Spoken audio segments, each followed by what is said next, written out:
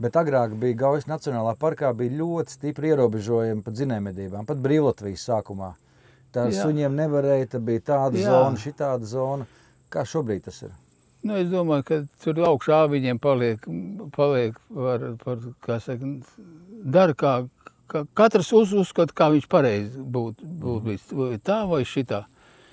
Viena nāk jauna partija, jauni cilvēki, tie domā savādāk, vecie domā savādāk. Tur nekā nevar darīt, tas jāpacieš ir. Mums citu ļauj suniem, sunīt palaist mežā, citi neļauj, saka, nedrīkst.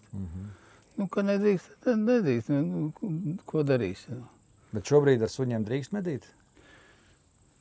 Ja tas arī... Sunīts drīkst būt mašīnā. Aha.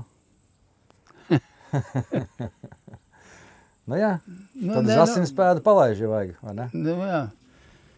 Nu izskrēja ārā no mašīnas. Nu, ko darīs? Nu, ko sunītim darīs? Jā, nu kaut kā jau jādzīvo ir, jā.